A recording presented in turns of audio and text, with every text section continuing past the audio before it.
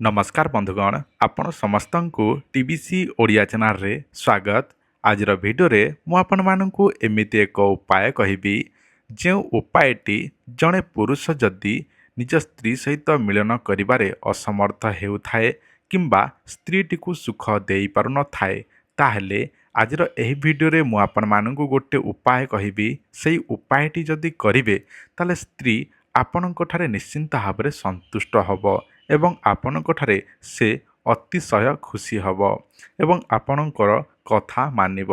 एही दुनिया रे एमिति अनेक स्त्री मान अछंती जे माने कि निज पुरुष ठारू से सुखटी पाइबा पई सबुबले चाहंती, किंतु अनेक पुरुष माने अछंती जे मानकर नपुंसकता थाए, शीघ्र बाहरी पड़ू थाए, ता सहित गोटे 2 मिनिट बाहर सहित से जिनस स्ट्रंग मध्य हो न थाए। किंतु बंधुगण आज भिडियो रे मु आपण मानकु जो उपायटी कहिबी से उपाय आपण माने जदि करिवे एवं निज स्त्री सहित मिलन करिवे ताहले निश्चित भाव में आपणक स्त्रीटी को अधिका समय पर्यंत सुख दे पारिबे। तो चलंतु डेरी न करी मु आपण मानकु सेई उपायटी जणे दउछि कौन एथिपाई आवश्यक केमिति कौन करेंगे सबकिछि भिडियो जन दूसरी, किंतु ताहारी पूर्व आपण मैंने भिडियोटी को निश्चित भाव में लाइक करूँ, चैनल टी सब्सक्राइब कर सब्सक्राइब करी पाखरे थवा बेल आइकन को प्रेस करूँ जहाद्वारा यही चैनल जिते भिडियो आसीबो आपन को भिडियोर नोटिफिकेशन शीघ्र ही पहुँची पार। मु आपण मानकु से उपायटी जनइबा पूर्व गोटे सूचना देवाई चाहिए। आम अनेक प्रकार चेरी मूली अनेक प्रकार औषध तैयारी करुछु, सेति मध्यरु मु आपण मानकु गोटे औषध देखौछि। देखंतु एही गुलिटी जदि आपण माने सकाळु गोटे रातिरे गोटे एही परि 3 मास पर्यंत खाइबे ताले आपणक शरीर रे थिबा समस्त गुप्त रोग ठीक हे जिवो बा आपणकर धातु पतला होतिले ठीक हे जिवो। आपणकर धातु पतला रु मोटा करबा को चाहुचंदी ताले हबो। आपणकर सेही जिनिस स्ट्रांग हो नाही, लिंग शिथिलता पड़ी जाइछि, गोटे 2 मिनिट बाहरी पडुछि, पूरा पानिया हो जाइछि एवं स्वप्नदोष हेउछि, आपणकर गरम आसुनाही बा शीघ्र उत्तेजित हेउनाही ताले एही औषध जदि 3 मास खाइदेबे ताले मु ग्यारंटी देकी कहूछि आपणकर सब समस्या दूर हो जिवो। एही औषधर ना हेउछि डबल शक्ति औषध।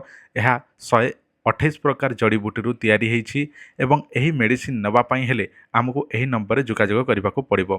गोटे डबारे गोटे मास जीव 60 गुली रोची, 3टी डबा आपनको दिया जीवो, तो 3टी डबा को 4500 टंका पड़िबो। गोटे मासर कोर्स जोटा कि 1500 टंका गोटे डबा को 3टी डबा दिया हबो 4500 टंका। जदि आपनकर दरकार अछि ताले एही नंबर आमको व्हाट्सएप रे एड्रेस पठेई फोन पे रे पेमेंट कले आमे बाय पोस्ट जरिया रे पठेई देबु, जहा केवल 5 रु 7 दिन भितर मिलिबो। जदि आपनको दरकार अछि ताले जोगाजोग करंतु। वर्तमान मु आपण मानकु सेही उपायटी जणे दउछि।